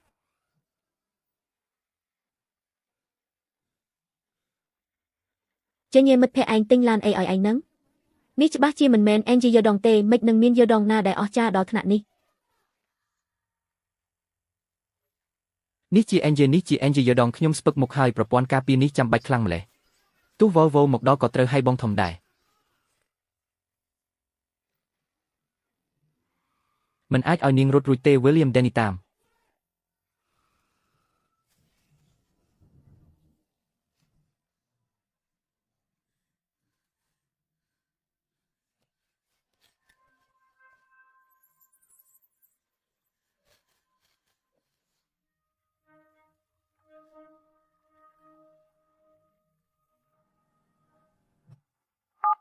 ជាវៀនទ្វារឡាននេះឯងក៏បានកែច្នៃដែរមែនទេមិនក៏បើកមិនចេញអីចឹងពួកយើងធ្លាក់ចូលសមុទ្រហើយពួកយើងនឹងស្លាប់ហើយពួកឯងនឹងស្លាប់ហើយតើមានរឿងអីហ្នឹងគឺបែបនេះពួកយើងកំពុងបើកឡានសុកស្រាប់តែមានមួយក្រុមមកគៀកឡានពួកយើងហើយយកបំពង់ដែកមកវាឡានទៀតបន្ទាប់មកខ្ញុំក៏ភ័យស្លន់ស្លោជ្រុលចង្កូតបើកឡានចូលសមុទ្រទ្វារឡានក៏បើកមិនចេញទឹកសមុទ្រចេះតែហូរចូលមកបងស្រីជាញាកំភៃស្ដាប់ការណែនាំរបស់ខ្ញុំធ្វើតាមសម្រួលច្បាស់ជាមិនអីទេឥឡូវបងមើលកុងសូលកណ្ដាលនៅខាងស្ដាំដៃបងជួរទី2ប៊ូតុងទី3ពណ៌បៃតងឃើញទេឃើញហើយចុះបន្ទាប់មកទៀតចុចប៊ូតុងពណ៌បៃតងនេះសិនបន្ទាប់ពីចុចរួចចុចប៊ូតុងពណ៌ក្រហមទី2នៅជួរទី1ចុងក្រោយចុចប៊ូតុងពណ៌ស្នៅក្បែរពណ៌ក្រហមដែលមានសរសេរពាក្យថាប្រព័ន្ធបិទជិតប្រញាប់ឡើងបើមិនចុចទេនឹងមិនទាន់ពេលទេប្រព័ន្ធបិទជិតត្រូវបានដំណើរការមុខងារនាវាមុជទឹកត្រូវបានដំណើរការ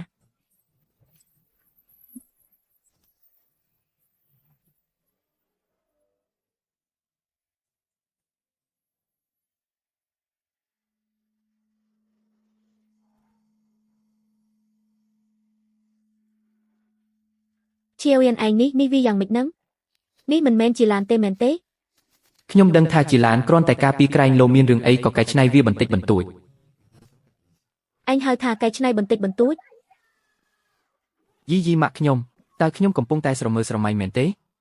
ឡាននេះការពីគ្រាប់កាំភ្លើងក៏ហីចុះតែធ្លាក់ចូលសមុទ្រហើយអាចប្រែជាកប៉ាល់មួយទឹកទៀតនេះជាឡានគ្រួសារមែនទេអញហៅនេះថាកែច្នៃបន្តិចបន្តួចមែនទេនេះគឺកែច្នៃរហូតដល់ម៉ែវិលេងស្គាល់ហើយអស្ចារ្យណាស់ Hot Search ឡើងដល់លេខ1ក្នុង Hot Search តែម្ដងចំនួនអ្នកមើលក្នុងបន្ទប់ផ្សាយផ្ទាល់កំពុងកើនឡើងយ៉ាងលឿនគួរឲ្យខ្លាច 10000 20000 30000 50000មិនយូរប៉ុន្មានក៏កើនដល់ 100,000 ក្នុងពេលជាមួយគ្នានោះពាក្យកន្លេស NJ ដងធ្លាក់ចូលសមុទ្រប្រែជាកប៉ាល់មួយទឹកបានផ្ទុះឡើងពេញបណ្ដាញអ៊ីនធឺណិតការផ្សាយផ្ទាល់នេះក៏ត្រូវបានមនុស្សជាច្រើនថតអេក្រង់និងចែករំលែកវីដេអូនេះបានទៅដល់ទីស្នាក់ការកណ្ដាលរបស់ក្រុមហ៊ុនរថយន្ត NJ យ៉ាងលឿនបុគ្គលិកនិងអ្នកគ្រប់គ្រងរបស់ NJ ពេលឃើញទស្សនវិជ្ជាក្នុងការផ្សាយផ្ទាល់ពួកគេទាំងអស់គ្នាស្រឡាំងកាំងលោកប្រធានលាវនេះជាយដងរបស់យើងមែនទេ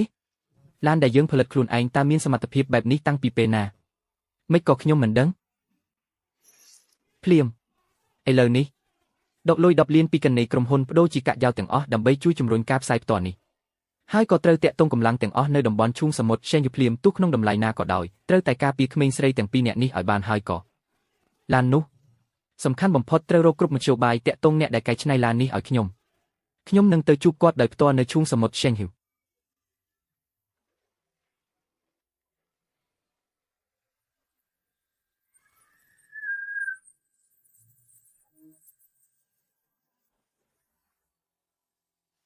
កញ្ចក់វីមិនបែកម៉ាស៊ីនកាត់ក៏កាត់មិនដាច់តែធ្លាក់ចូលសមុទ្រហើយអាចបើកលើសមុទ្រដូចអូប៉ោទៀតនេះនៅតែជាឡានមែនទេអនុវត្តផែនការបើបញ្ជូនអូប៉ោលបឿនលឿនមកភ្លាមទីតាំងកូអរដូណេរយៈបណ្ដោយខាងកើត35ដឺក្រេ6រយៈតឹងខាងជើង22ដឺក្រេ32នាទី33វិនាទីយល់ព្រមខ្ញុំកំពុងនៅតំបន់សមុទ្រក្បែរនេះក្នុងរយៈពេល5នាទីខ្ញុំបានរៀបចំរួចរាល់ហើយ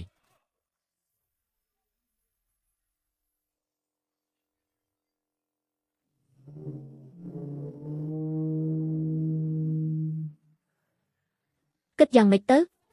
ជាវៀនពួកគេតាមទាន់ហើយក ុំខ្លាចអីសមត្ថភាពការពាររបស់ឡាននេះលើសពីការស្មានរបស់អ្នកពួកគេមិនអាចធ្វើអ្វីអ្នកបានទេហើយយើងនៅមានផែនការខ្ទៀតឥឡូវអ្នកបើកមកខាងនេះមកខ្ញុំបានតាក់ទងកងទ័ពនៅកំពង់ផែរួចហើយពួកគេកំពុងរងចាំទទួលអ្នកនៅកំពង់ផែទៅដល់ទីនោះគឺមានសុវត្ថិភាពហើយឡយើងនឹងបើកទៅឥឡូវនេះ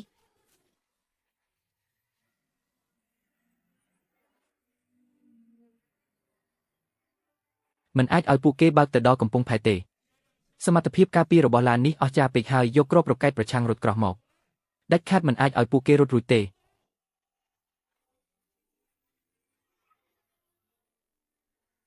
តម្រង់បាញ់រត់មិនរួចទេយើងរត់មិនរួចទេខ្ញុំសំបីតែសង្សារក៏មិនទាន់មានផងខ្ញុំមិនទាន់ចង់ស្លាប់ទេ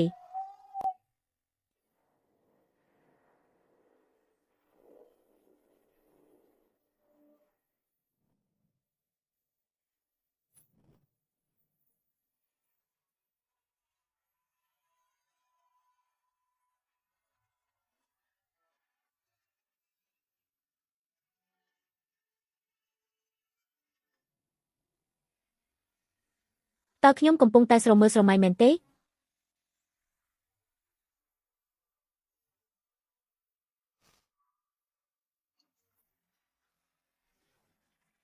ជីនេះជារឿងពិតមែនគ្រាប់រ៉ុកែតក៏បាញ់មិនបែកការផ្សាយផ្ទាល់ថ្ងៃនេះបានផ្លាស់ប្ដូរទស្សនៈពិភពលោករបស់ខ្ញុំទាំងស្រុងសូមទោសព្រះជាម្ចាស់ស៊ូខ្ញុំមិនគួរចំអកឲ្យអ្នកទេ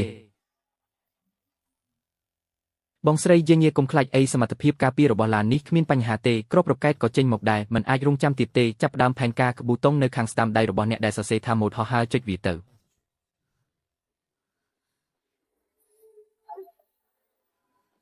ម៉ូដហោះហើរកំពុងចាប់ផ្ដើមកំពុងបិទម៉ូដប៉ាល់ម៉ូដហោះហើរបដូរដោយជោគជ័យម៉ាស៊ីនរុញច្រានចាប់ផ្ដើម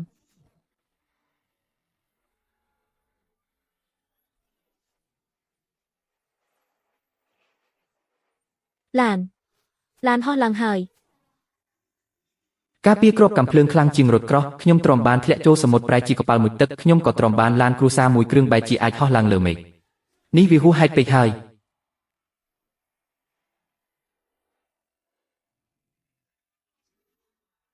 ការពារគ្រាប់កាំភ្លើងចុះសមុទ្រអាចហោះតើនេះជារបស់ស្អីទៅ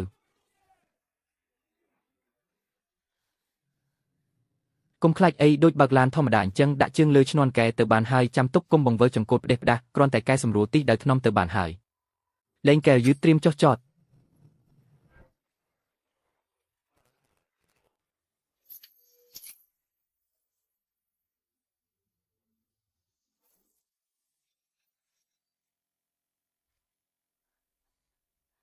សៀវយ៉ានឡានខ្ញុំនេះមិនត្រូវទេតើឯងកែច្នៃឡាននេះដោយរបៀបណាស៊ូសិស្សច្បងស៊ូឡាននេះពិតជាឯងកែច្នៃមែនទេប្រព័ន្ធការពារខ្លាំងបែបនេះមិនអីទេថែមទាំងអាចអណ្តែតលើទឹកហោះលើមេឃសូម្បីតែគ្រាប់រ៉ុកកែតក៏បាញ់មិនផ្ទុះដែរនេះជាឡានដែលខ្ញុំធ្លាប់ឃើញឡានដែលអស្ចារ្យបំផុតក្នុងពិភពលោកឯងអាចកែច្នៃឲ្យខ្ញុំមួយគ្រឿងបានទេអស់លុយប៉ុន្មានក៏ខ្ញុំព្រមចេញដែរអូហូព្រះជាម្ចាស់ស៊ូពិតជាកំពូលអ្នកកែច្នៃមែនខ្ញុំធ្លាប់សើចចំអកឲ្យគាត់សុំទោសព្រះជាម្ចាស់ស៊ូព្រះជាម្ចាស់ស៊ូសុំទោសពេលនេះការផ្សាយផ្ទាល់ទាំងមូលពិតជាផ្ទុះឡើងហើយ